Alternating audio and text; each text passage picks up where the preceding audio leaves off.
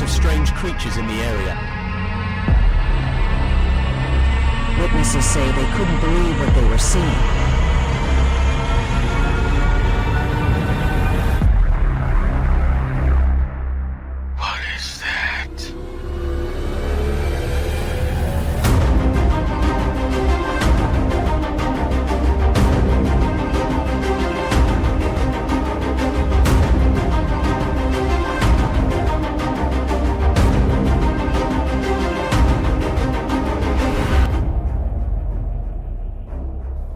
Welcome, beloved fofers, doubters, naysayers, non-believers, and skeptics. Welcome to Paranormal Fable or Fact.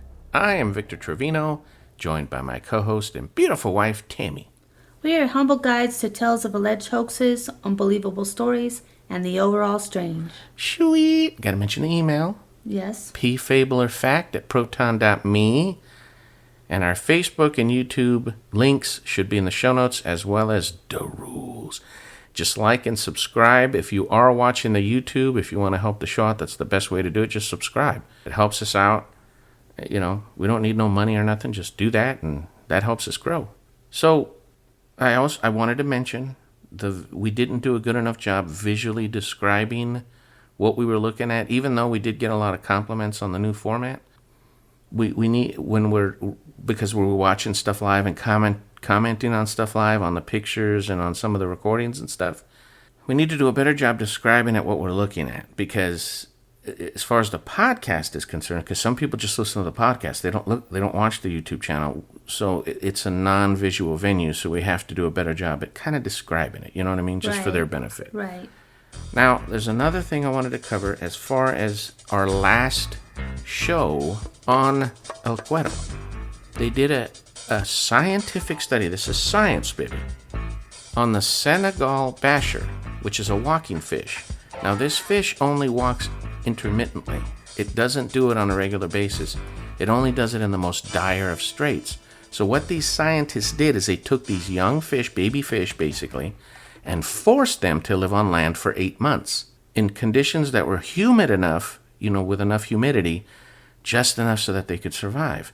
And not only did the fish start walking, just totally adapted to their new environment, but when they started doing, they dissected some of them after they had died, or maybe they euthanized them to inspect them, they found that the clavicle and other bones, which is it's the bone that attaches the fish's head to its body and support the pectoral fins, the clavicle and that other bone had actually altered position in order to accommodate the fish walking on its front flippers, on its front fins. So it actually mutated to meet its new environment. The reason I'm bringing this up is because, remember, we were proposing that El Cuero could be one of these cephalopods that were caught up in a storm and frozen and then dropped into the fresh water. Right. And these little polyps, we were, suggesting that maybe they could adapt to their environment, to breathe fresh water to survive. Well, here you go. If a fish could do it, an octosquid could do it. Exactly. So let's move on to the gist. Okay. It's basically going to be the show that I did with Timothy Renner on Strange Familiars when I did the appearance. A lot of people have already heard the episode, but I'm going to be adding music, and we're going to be pausing it and adding our own commentary. So it's going to be a little different, but pretty much it's going to be the show in its entirety. So it might be a little long, but that's fine. Without further ado, here we go.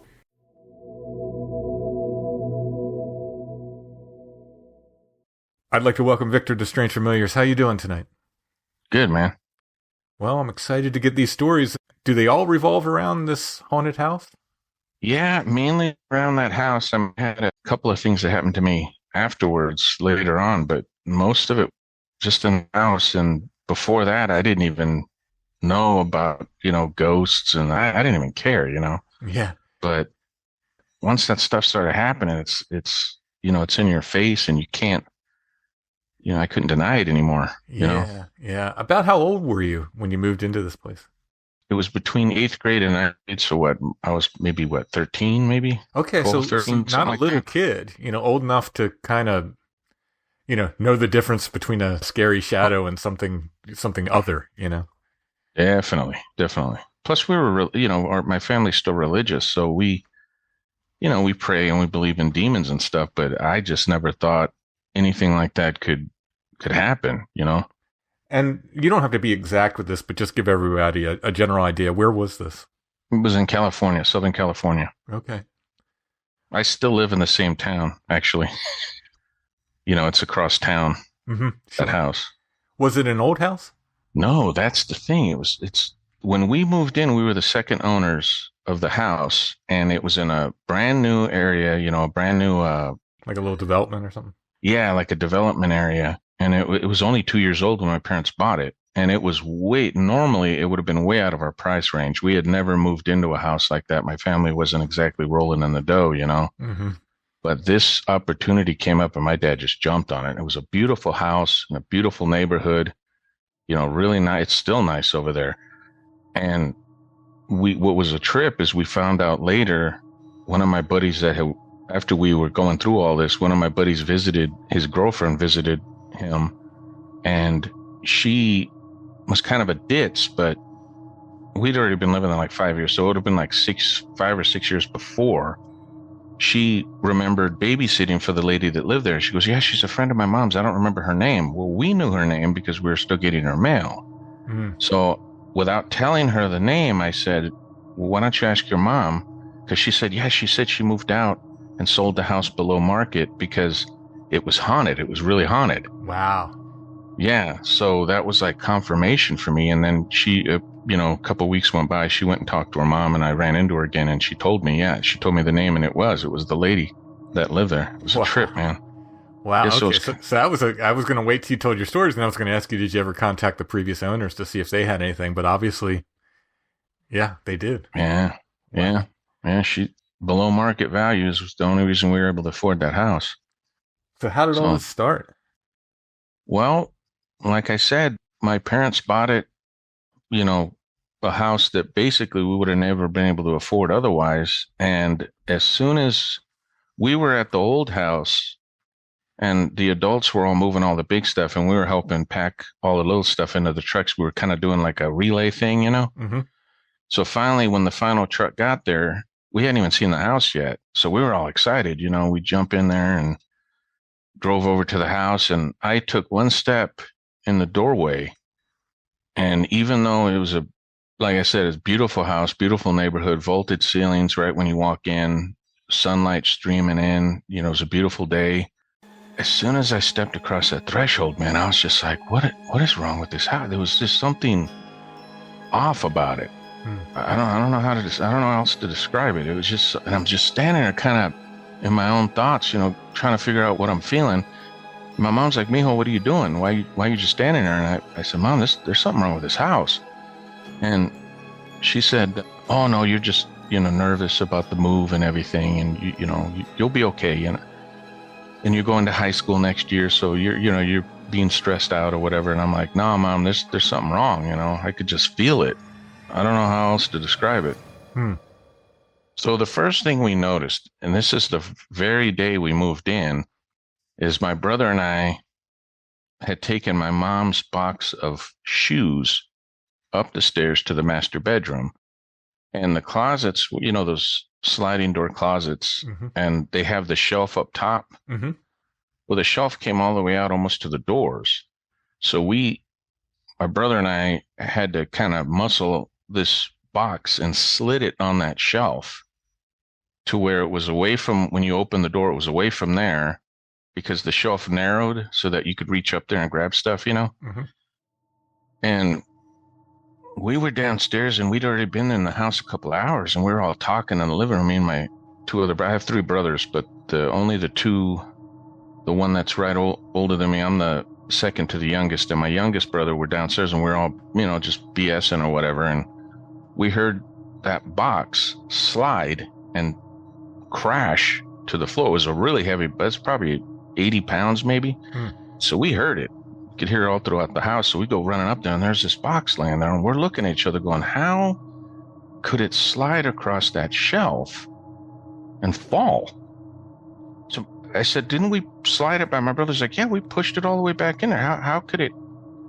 So we were already tripping out. And that's when I told my brothers, hey, yeah, I felt something in this house. There's something not right with this house.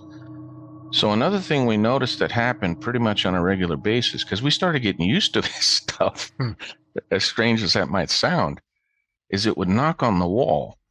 You would go up the stairs, and at the top of the stairs, the hallway goes to your right. When you walk in the front door, there was, on your right-hand side, there was a closet, and on your left-hand side, it looked like a sunken living room, but it really wasn't. It was just the landing was up, built, and it sounded kind of hollow when you were walking on it, so it was like a platform, so it made the living room look lower, and then the stairs were right past the closet on the right.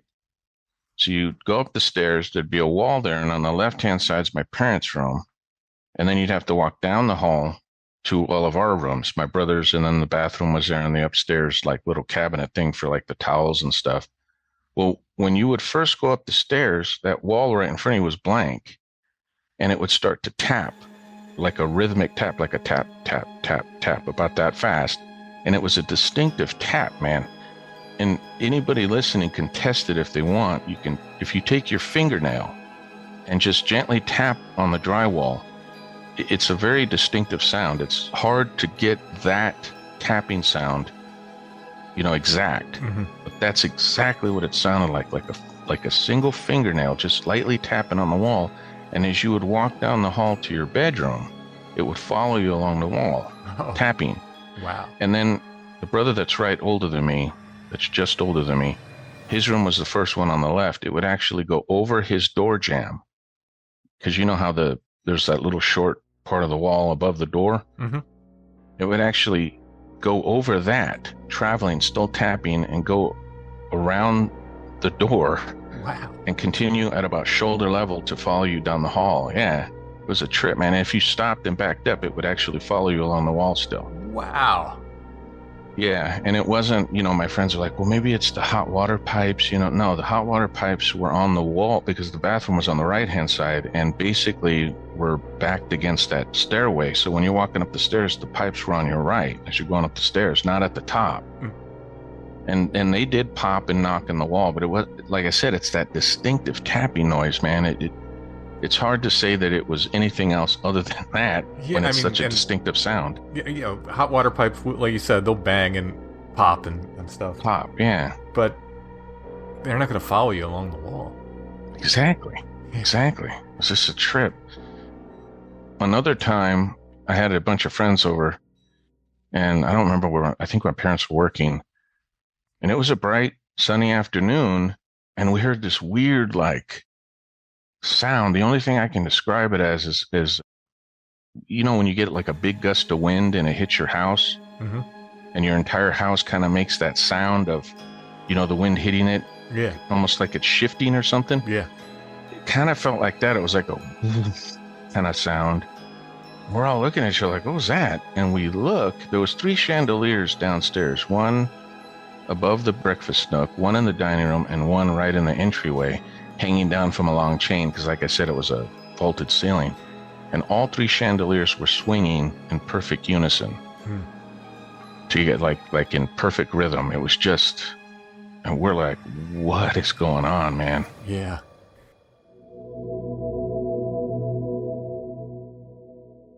Okay, this is going to be our first break-in. I just wanted to comment on the story I'm talking to Tim about right here with the chandeliers. It wasn't just odd that they were swinging in unison, baby. The sound was like a gust of wind through that. It was like a whoosh sound all throughout the house. And not only were the chandeliers swinging in perfect unison, they kept swinging as we're watching them. Normally it would start to slow down if you went over there and pushed it with your hand. Eventually it's going to, rock slower and slower and smaller arcs. Right now, they were swinging back and forth for minutes. Wow. In perfect unison. None of them started to go into the circle, how some swinging things do, they'll start swinging in a circle. Didn't do any of that. They swung in perfect unison at the same speed for several minutes, and that's why we were all tripping out. We were like, what is going on? And actually a couple of my friends left because they were like, oh, this is freaky, man. I'm leaving, and they left. Yeah. So I just wanted to comment on that real quick. You got any?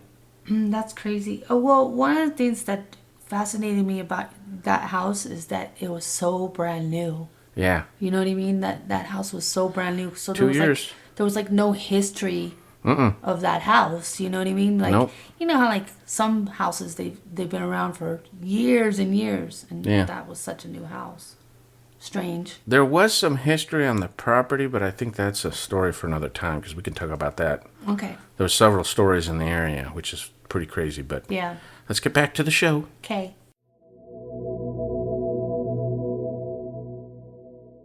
Another thing that always happened was things would go missing, like homework or items. Like my mom lost a set of earrings, and she was absolutely convinced one of me or my brothers had messed with them. And we're like, Mom, why would I mess with your earrings?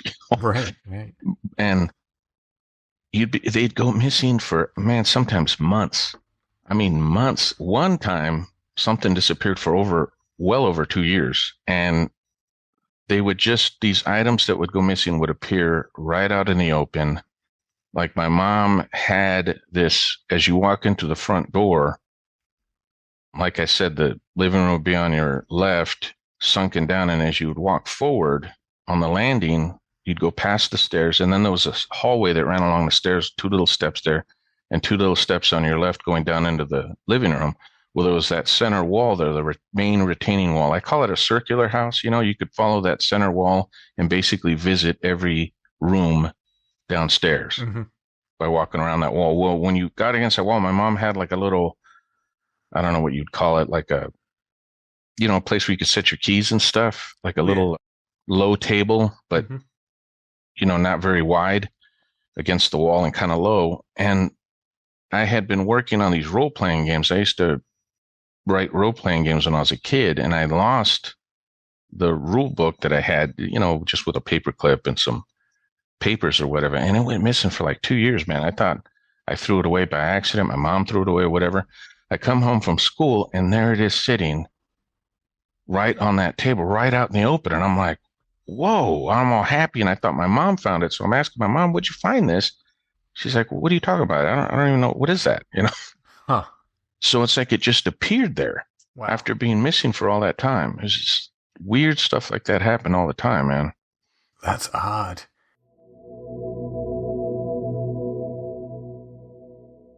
Okay, this is going to be a real quick break-in. Just to comment on the rule book going missing, somebody suggested that, well, maybe one of my brothers was pranking me. For one thing, a 2-year prank? No, my brothers wouldn't do that. My brothers aren't like that. We're not pranksters. And also, my brothers played the game with me. We played D&D and stuff like that together. Why would they hide the rulebook so we couldn't play? Do you see what I'm saying? It wasn't D&D. It was my own creation, but it was like D&D, Dungeons and Dragons.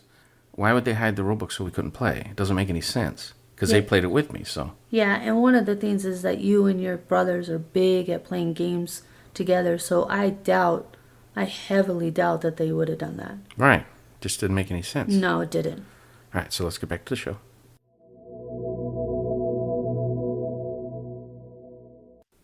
That tapping, sorry to go back to that, but how often would that happen when you went up there? Not every time. I would say probably, what was the weird thing is sometimes it wouldn't happen for a long time, almost as though it was trying to catch you off guard, to where you didn't expect it. And then all of a sudden it would start tapping again. The house was a trip, man. I don't know. It was a trip. But if on a normal basis, I would say probably at least 2 or 3 times a week. Wow. To where we just got used to it. Yeah. It didn't scare us anymore. You just ignored it. Because I was getting in high school, man. I had a girlfriend. I was playing football. Right. Well, yeah. I mean, people often say, how do people deal with that? Or we got to live. You have to. Yeah, you got your life going on. Yeah. Exactly. And that was the other thing that always tripped me out. My friends would always ask me, dude, how could you put up with all that? Why didn't you guys move? Well, they didn't understand. Sometimes months and months would go by where nothing would happen. There's just a beautiful, gorgeous, brand new house where my family was, and we were all happy and everything was going well, And then all of a sudden something would happen.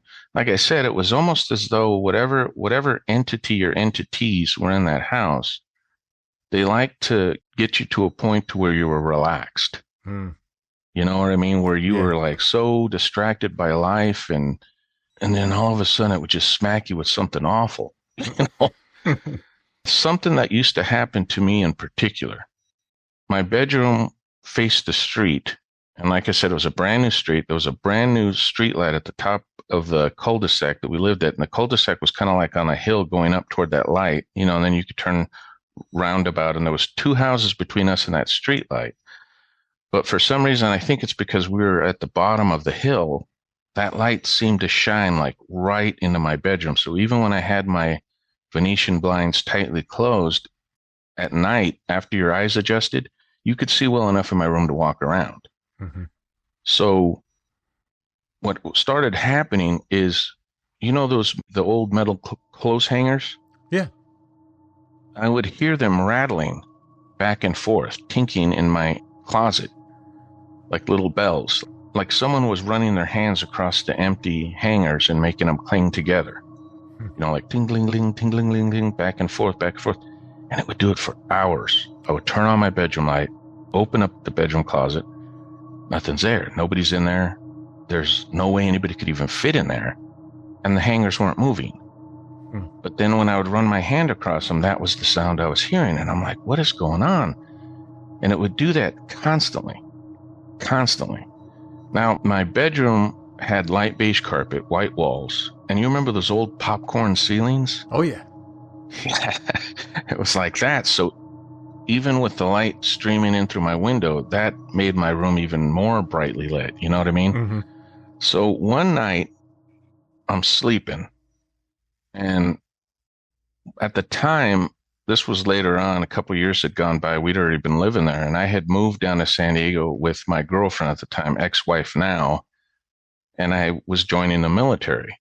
They had me on a delayed entry program. It was going to take me about 4 months to get into the military.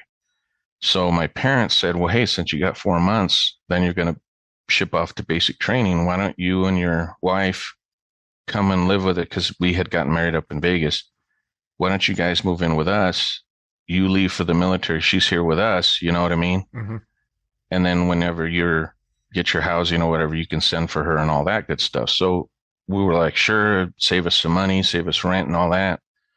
So we moved back into my old room, but I only had a single, bed. Mm-hmm. So normally, unless we wanted to fool around or whatever, she took the bed and I just slept on the floor.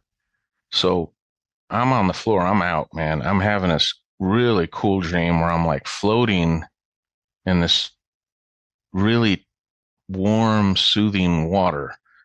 And I'm facing the night sky, but the moon was a full moon, and it was so close that I could see like all the ridges of the craters and stuff. Oh, wow. And I'm just tripping out on this because the moon took almost my entire visual. Mm-hmm. I could barely see the night sky around the edges. It was so close. And I'm just tripping out. It was so relaxing and tranquil. And all of a sudden I dipped under the water. What was weird is that normally if you dip underwater, you'd still be able to see the moon, right? With your eyes open underwater. But when I dipped under the water, it just everything was jet black. I couldn't see anything. So I come up, I kind of cough a little bit and kind of settle myself back down to relax again and start tripping out on this moon again. And I dipped under again, but this time for a longer time. And I came up coughing and choking. And I was like, so now I start to get a little concerned because as I'm looking around with my feet down in the water now, I'm not floating on my back anymore. I'm looking around. I don't see any shore. I don't see any boat, no dock, nothing. Mm-hmm. I'm just in open water and I'm like, oh crap. And I dipped under again. So now this wonderful, relaxing dream is now a nightmare, Right. because I'm fighting to try to stay above the water, from going underwater. So I'm panicking, I'm kicking, and I start to wake up. I woke up and realized that something was on my chest. It was a jet black shadow on my chest. And as it was leaned over me, it had both of its hands on top of each other and it was pressing down on my throat. whatever this thing was. Jeez. And as it leaned over me, the ceiling, the popcorn ceiling, which I realized in the dream was the moon, its head blackened the ceiling. Do you see what I mean? So Yeah. the dipping under the water was this thing leaning over me Wow. in my dream. So I was kind of like half awake while this was going on. I grabbed for whatever it was because it was pressing on my throat. Its wrists were so tiny. You know, like I said, I was maybe 19 at the time, not a real big guy, but I could fit both of its wrists in my hand. And I shoved it kind of like to my left as I kind of started to sit up, and I'm coughing. This thing rolled off of me. Solid shadow, man. My brain is doing backflips in my head and my skull because I'm looking at this thing going, what is this? You know, it was about the size of, I'd say about a 3 or 4 year old child. Skeletal, very skinny, but not, even though I couldn't see detail, I could tell it had skin. You know what I mean? Mm-hmm. But it was so thin, and it was just wrong. The whole thing about it was just wrong, man. There was nothing right about this thing. Its feet and hands, even though it was so small, they were larger than mine. And the only way I could get people to understand what I'm talking about, because it looked so almost cartoonish, almost comical, is you know those foam fingers people will put on at the sports games, you know, number one, the big foam fingers? Yeah. It looked like that. The hands were so oversized for its tiny little, like I said, the arms were spindly, man.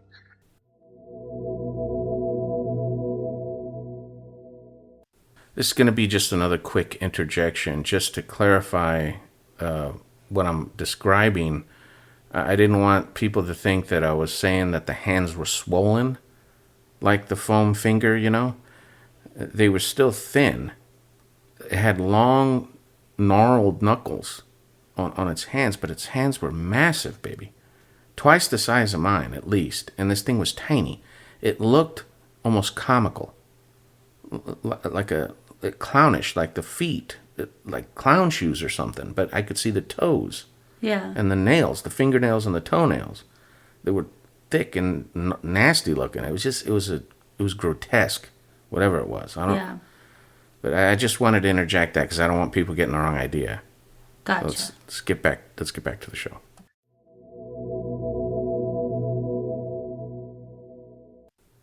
I fit both wrists in one of my hand when I shoved it, and the skin was like clammy, not cold, but just kind of clammy and smooth, real thin skin, like an old lady. And that was the impression I had, even though it didn't make a sound. Well, it did as it hopped away from me, but it never spoke or anything. But I just got this idea that it was an old lady. The other thing that was just because I'm looking at this thing, and like I said, I'm just trying to comprehend what I'm seeing, because I had never seen anything like this prior to that night, and I've never seen anything like it after. It had this hair. You remember those old troll toys you would stick on the end of pencils and you could spin them and the hair would go all wild? Absolutely. Its hair was like, what I think was hair. It might have been a hat. I don't know. But it was like that. But again, I couldn't see details because it was just a shadow. It stood out so distinctly against the light beige carpet and against, the light walls in my room. It was almost like it just stood out. I could just see the clear, distinct lines of this thing, even though I couldn't see the details of its actual body. Mm-hmm. Do you see what I'm saying? Yeah. It wasn't just his hands that were sized. It was also the feet. The feet were just massive, and I could see as it rolled off of me when I sat up, it took this weird position on my floor, on the carpet. It had its head tucked all the way down. It was squatting, and it had its head all the way tucked down between so that its knees were above its body, and it was still kind of looking at me out of the corner of its eyes, and it threw both hands over its head like it thought I was going to hit it or something. Took this like little defensive stance, Mm-hmm. And that's when I could see the hair and I could see the fingernails on this thing. They were squared off and they looked really thick and gnarled and nasty, because the hands were so large. I don't know if it was a beak or its nose, but when it was looking out of the side of its eye, out of the side of its face looking at me, I'd say the size of a large banana and almost the shape of kind of like a slightly curved banana was something sticking out of where this thing's face would be. Jeez. And I'm still tripping out because I felt it was a woman where her breasts would have been. There was some kind of, I don't know if it was hair or ragged clothing hanging down, kind of covering it. I don't know if it was clothing or what, because again, I couldn't see details, but it could have been hair. I don't know. And then beyond that, there was it didn't have a midsection like a person would. It looked like just what a spine would be there. Like I said, almost skeletal, but I could tell there was skin covering it. You know what I mean? Yeah. But it didn't have like a stomach. It was just so thin and so misshapen, man. Where its hips were, again, there was like either rags or hair hanging down, covering where its butt and its, genitals would be. Mm-hmm. But again, I couldn't tell you whether it was ragged clothes or not, or hair. Like I said, I don't know. When I turned toward it, man, this is all, we're talking split second. Sure. Tim, all this is going in my head. You know what I mean? As I turned toward it, I'm still coughing. I'm grasping my throat. I can't breathe. I turned toward it. It kind of did these hops. Oh, man, I'm sorry. This stuff still gets to me, man. That's all right. That's all right. I don't want to get all stupid and emotional on it. That's okay. Take your time. As I turned toward it, it did these like weird little hops away. Again, it was in that weird squatting position, and it had its hands over its head, and it made this god-awful noise as it hopped away from me, man. It went and hopped like 3 little hops away from me. And again, like afraid of me. You know what I mean? Like I was going to do something to it. Yeah. And at that point, all of the confusion that I was feeling, it turned to anger. Yeah.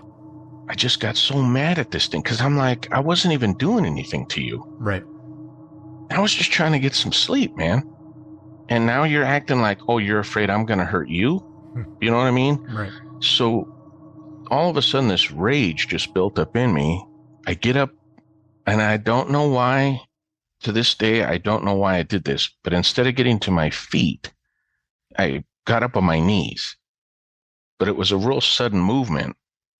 And I was getting ready to attack this thing. I mean, I don't know how else to put it. Yeah. I was just so outraged that this thing was trying to harm me while I was sleeping. I know this feeling.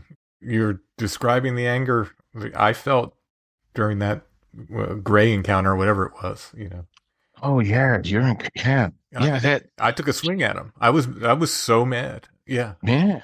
Because you're not. What right do they have? Exactly. I mean, I'm minding my own business. What did I do to you? What are you even? What are you? Right. Yeah. Exactly. So as I did that, it froze. This thing just froze, man. And the only way I can describe it is it evaporated. It dissipated. I heard this weird sound, almost like the old Star Trek movies where, you see the doors open and it makes that little that gas escaping sound. That's what it sounded like. It went and it just evaporated. It turned into like these little black particles, like these little dots that were kind of flying around in the air, and then one by one the dots just disappeared and it just wasn't there anymore. I still tripping out. I jumped to my feet because I am absolutely convinced at that time my wife, well, my ex-wife now, but she woke up. She's like, "What's wrong? What's going on?" I turn on the light. I run to the bathroom and I'm looking at my throat. because I could still feel where it was sitting on my chest, and I could still feel where it was pressing on my throat. Mm-hmm. No marks. I'm looking around my bedroom. I got the light on. I'm looking around. There's no evidence it was there at all. Now, what affected me for decades, and I didn't even realize it, because after that I became a night owl. I didn't like sleeping at night. Mm-hmm. And I've been married to my wife for over 20 years now, and she'll tell you I'm still a night owl. Me too. Well, okay, then you can relate. You know exactly what I'm talking about, man. And I didn't realize it at the time, but I think it has to do with that encounter. I never put that together. I don't like going to sleep before 4 a.m. There you go. So you know exactly what I'm talking about. Yeah, I never thought about it like that. Yeah, actually, I kind of shot chills up my spine with that little bit of insight there. Well, I just realized this just a few years ago, that I think that's why I'm like that, because of that thing that happened to me.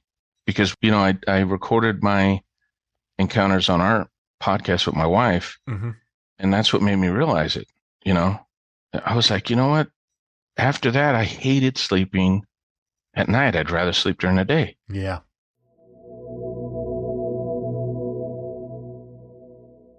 Okay, another brief intermission about us being night owls. It's not just me; it's also my brothers.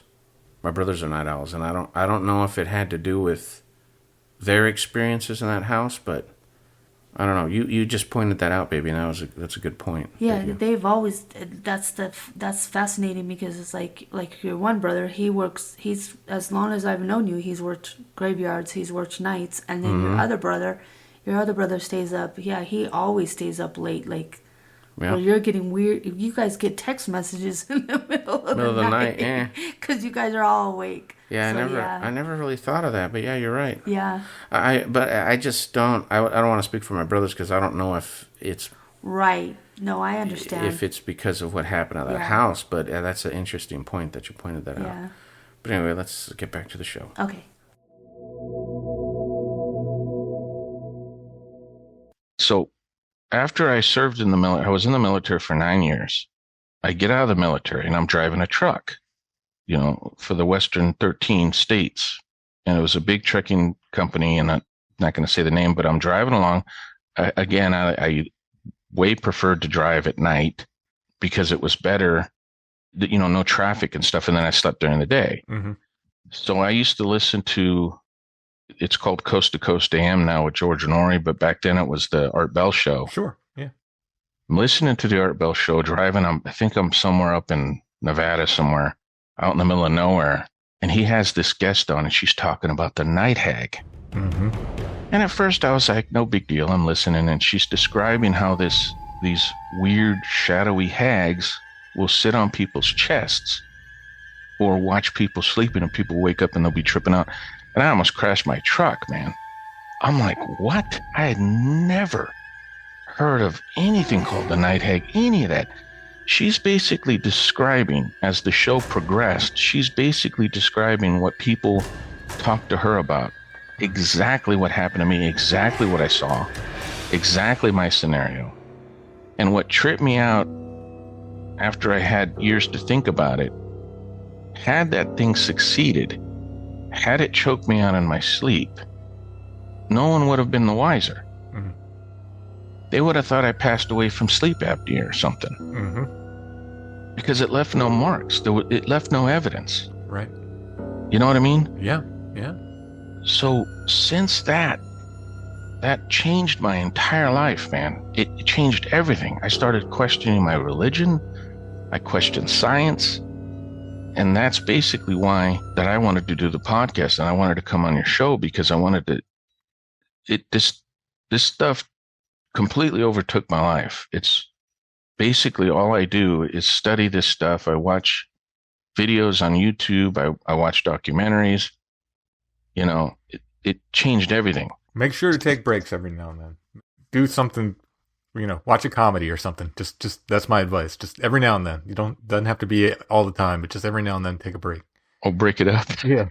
Just watch a comedy, watch a superhero movie. Just do something. I do. Okay. I good. do. I don't let it completely encompass me, but it's a large part of what I do on my off time, you know? Certainly. I mean, me too. Because, Like it's a incredibly fascinating, and you know, I feel like, in your case, literally, once you've been touched by it, and like I said, in your case, literally, there's something. Well, for some of us, not everyone. Some people never want to deal with it again, and they just switch off and like, nope, don't want any part of that. yeah, they run away from it. Yeah. But for, if you have the right kind of personality or wrong, I don't know, if you have, whatever kind of personality, it can become very addictive and absolutely fascinating. Seductive. Yeah. Almost. Yeah. Yeah. And then you see, people are starting to capture stuff more because everybody has a camera now, Mm-hmm. The digital age, and they're starting to capture some crazy stuff, man. And I think technology is going to advance to a point to where it's going to be hard to deny that the paranormal exists. Even though for decades they've been insisting that people that see stuff are crazy or, Right. Yeah. lying or whatever, And that's primarily why we wanted to do why I wanted to do the podcast is we kind of take old cases that have been deemed hoaxes and we take a different look at them. Mm-hmm. We offer, evidence of, what's going on and to kind of challenge the status quo. Right. Because I think they have too easy of a position.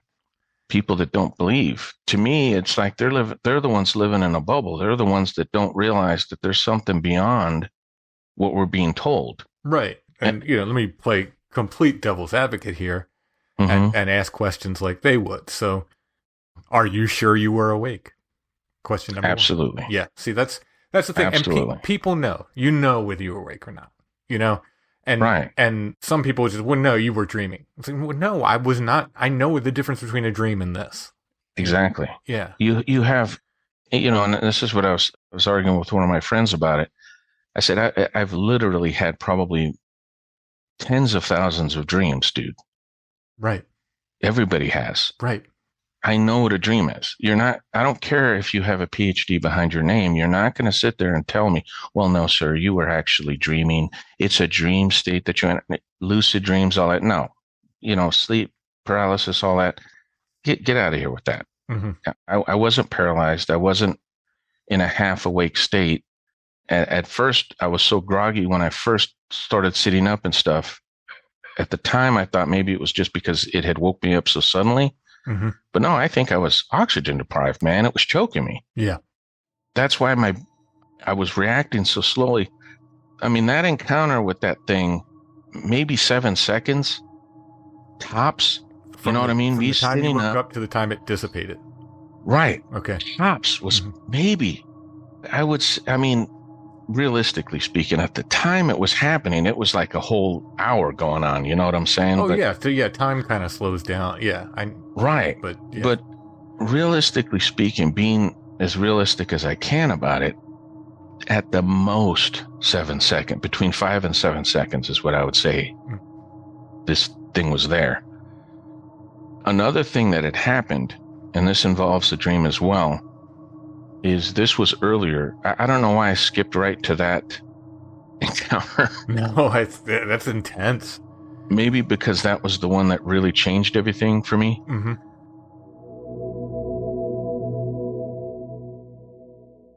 Another quick little break. The first time we recorded the original of my encounters, I had done the same thing. I skipped right to this one.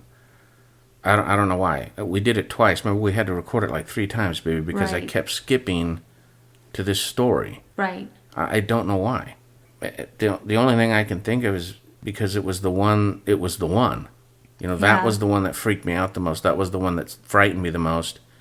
And that was the one that absolutely convinced me that there is what Tim, I think I'm going to adopt the term because I like it, that there's evidence of the other, what they call the other. This, Right. There's paranormal stuff going on. There's something, there's things out there that we don't understand. And there's so many people in denial of it, maybe because they're afraid, I don't know, or it freaks them out, or they, especially when they start to ridicule it. Because if you don't believe in something, why ridicule it?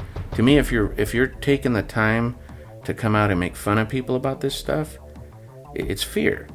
Yeah, it has to be. Because that's not a natural way to react to something. No. And it's fear either because you don't want it to be true or because you've seen something yourself and you want to deny that you did. Right. You know? And that's just my opinion. Yeah. Well, let's get back to the show.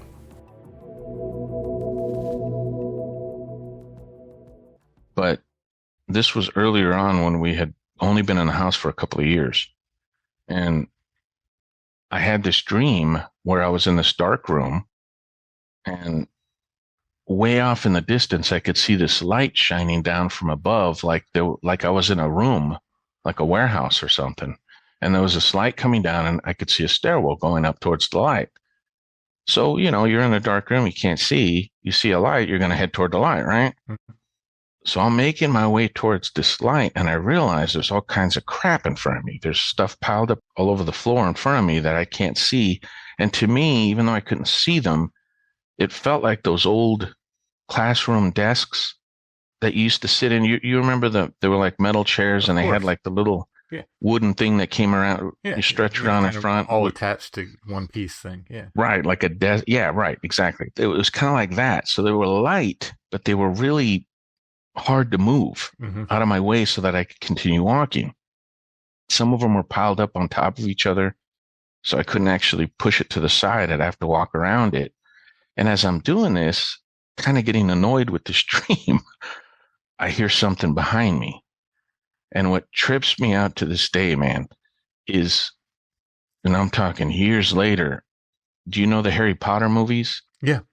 Well, in one of the episodes, he speaks what they call parcel tongue. Right. Yeah. And he's doing that weird whispering talk that it was kind of like that, man, but it was talking faster and it was higher pitched because like a child was saying it.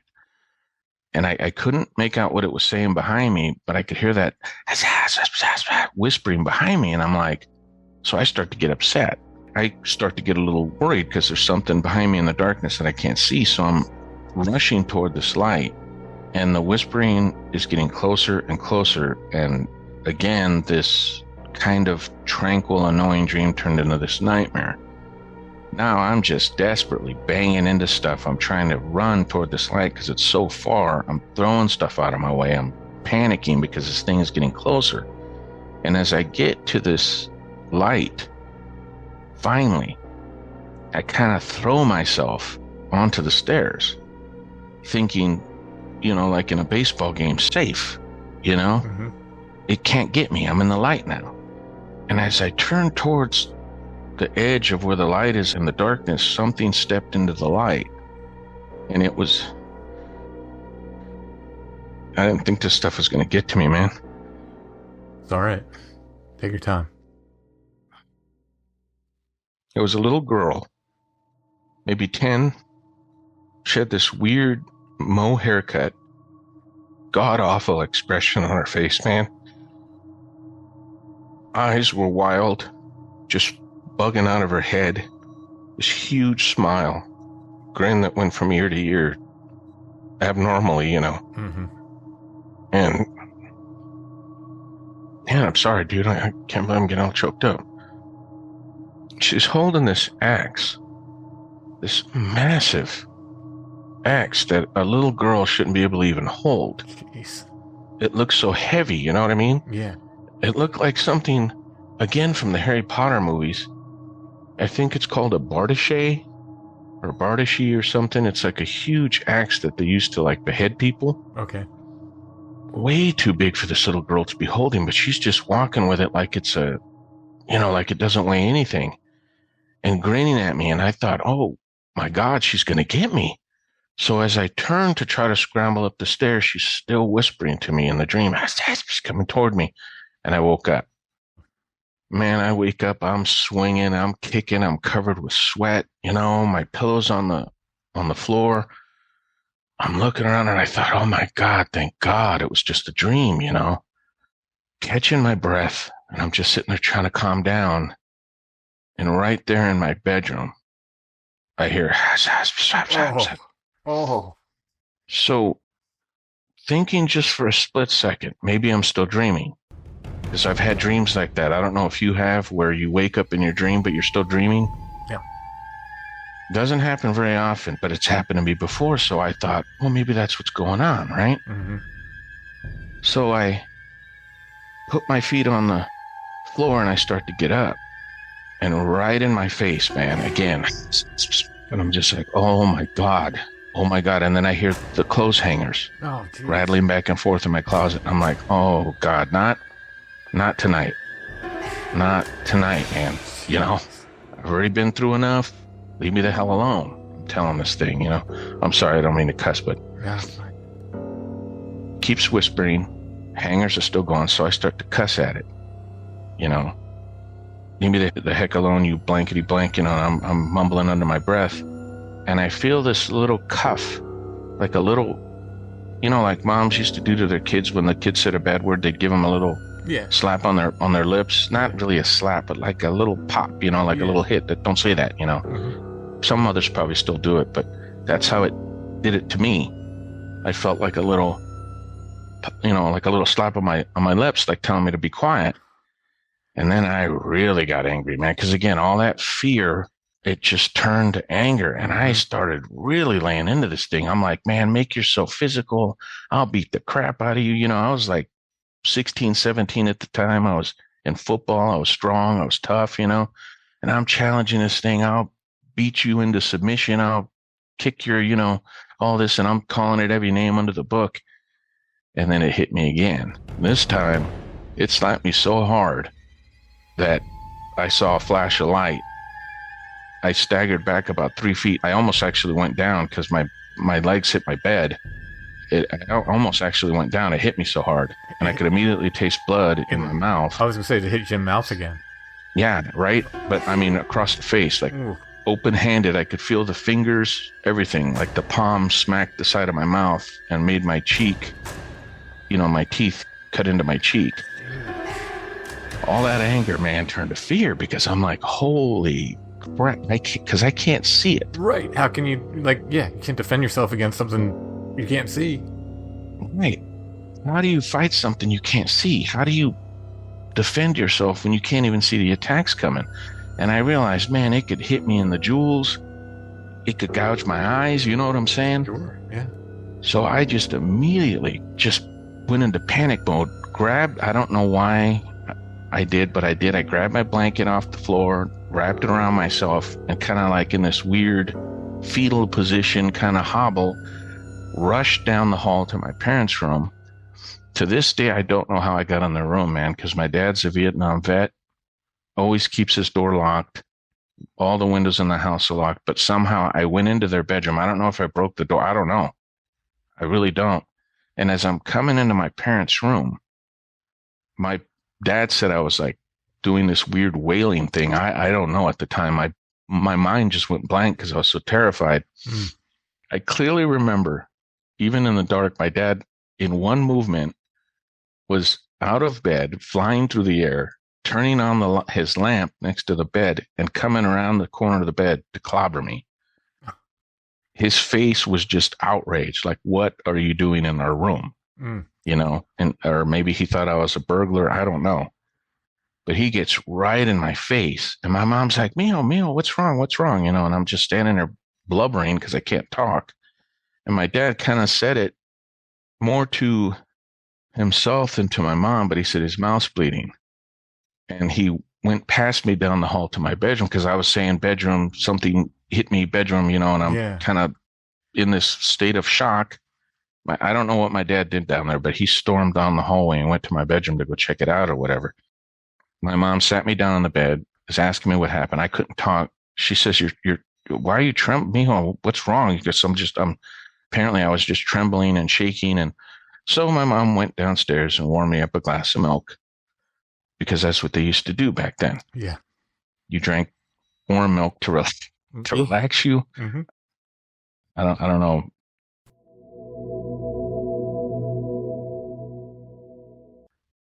Okay, just another quick break-in. Just in response to my mom used to warm us up with a little, in a little pot. She would warm up milk and pour it in a cup. And I actually looked it up, baby, because I was curious. It scientifically speaking, it is something that you can do to relax. It's said to help you sleep, help you de-stress. It can boost your immune system, all this other stuff. So I think it was like a folk treatment, because my mom used to do it all the time. If we had a nightmare, or if we were having trouble sleeping, or if we had a stomachache, my mom would just warm us up some milk. Yeah. And that's what we drank. Yeah. And we were fine. Yeah. After that, which is just... Yeah. One of those old OG remedies. remedies, yeah. Yeah. Mm-hmm. But it's legit. It's not... Isn't that odd that my mom used to do that? And I don't know why she doesn't do it anymore. She just stopped. And I haven't drank warm milk in I don't even know how long. Well, you don't live with your mom no more. That's why she doesn't do it. Yeah, but sometimes I still have trouble sleeping, and I don't know why I don't go down there and warm up some milk. I think I'm going to start doing that. There you go. Anyway, back to the show.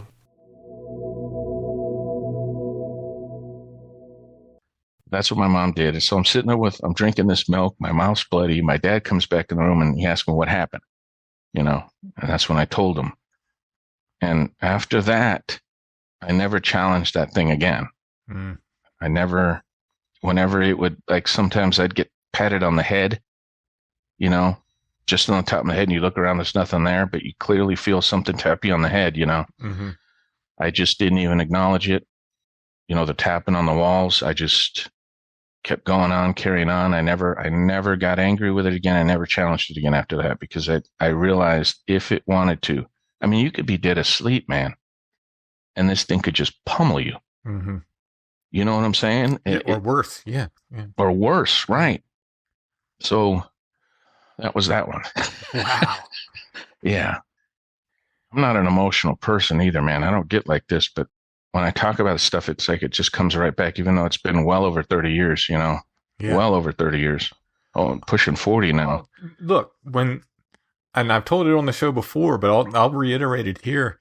Because of that experience I had with the Greys, and it happened once to me, that I remember, where they were doing something to me that I know Mm-hmm. of. And because I swang, and I would, like you said, that anger, I know what you're talking about. I've never been that angry before or since. It's a rage. Yeah. Yeah. It made such an impression on me. And again, that particular thing only happened once. I think I've had other encounters with them, but nothing that intense. Right. And I was probably 19 or so when that happened. Oh, I thought you were younger than that. No, I was probably 19 or so. But wow. That stuck with me to such an extent that, when my kids were little, I told them, don't shake me. Like, if you want to wake daddy up, stand across the room and call my name. Not because I was afraid that I would lash out like that. Wake up violent. Yeah. Thinking, if I was scared or if I was having a bad dream or something. Because let me tell you, like, I threw a punch. If anybody was standing there, the force I punched that with, I would have done some damage. I probably would have knocked somebody out. And I, of course, never would want to touch my kids like that. Right. So when they were little, I told them, don't shake daddy awake. You stand at my doorway and you say, daddy, just call my name until I wake up. That's how much of an impression that one encounter left on me. Wow, man. Wow. Because it affects you for the rest of your life. Yeah. It changes everything. Yeah. So and like you said, don't tell us it's not real. Right. Don't tell me I imagined it, or I was wide awake, man. I was standing in the middle of my bedroom. It was real enough for me to tell my children, Yeah. I told my kids. Yeah. Yeah. Call my name. Don't shake me. Yeah.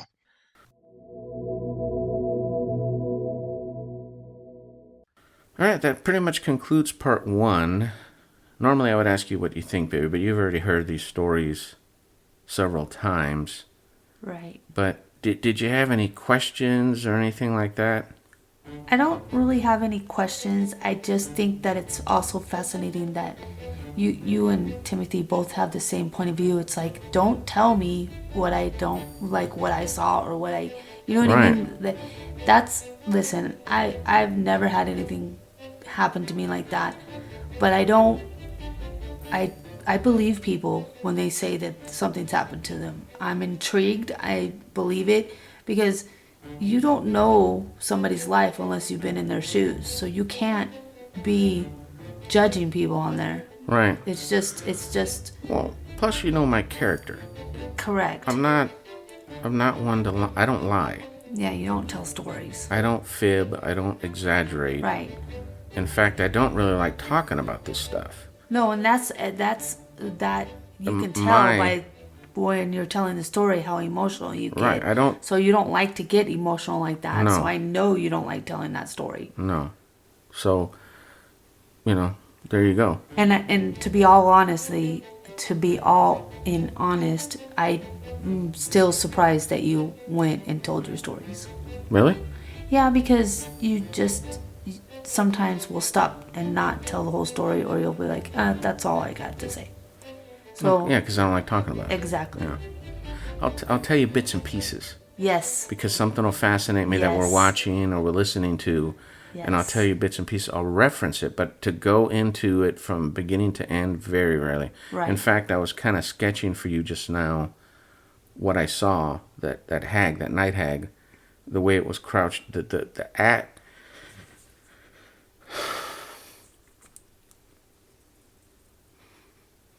Really? It's okay. It's Really? okay. Take your time.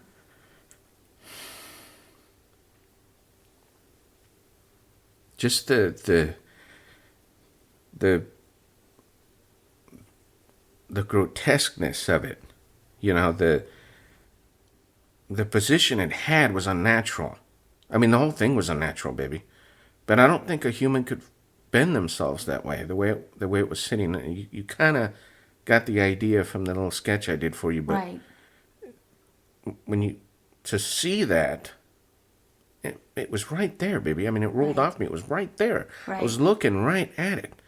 To see that, I'm telling you, Yeah, it's it affected changed you everything, your whole man. life. Yes. It changed everything, and it Yes. still gets to me. Right. It still gets to me. But anyway, that's just wrap it up, I guess. Yeah, that's part 1, guys. Yeah. So we'll be back and we'll record part 2. We're probably gonna release them both together. It might take a little bit because I am gonna add video for the YouTube channel. Just some, pictures and stuff like that. I did some AI pictures I tried to portray what I saw. They're kind of odd and freaky looking, but they're nothing compared. I couldn't get it to do a complete silhouette, which is basically what I saw. It was just a solid shadow. Right. But they're creepy, and and I'm gonna show other pictures of like the desks I was talking about in that one dream and things like this. And I already showed you, baby, so we can, Yeah. But yeah, well, that's what we're gonna do. We'll just add to it, Okay. make it interesting so that there's a visual to what we're talking about, but it's primarily just gonna be the show, just like this episode was. So basically. We'll see you in part 2. Good night, everybody. Good night, everybody.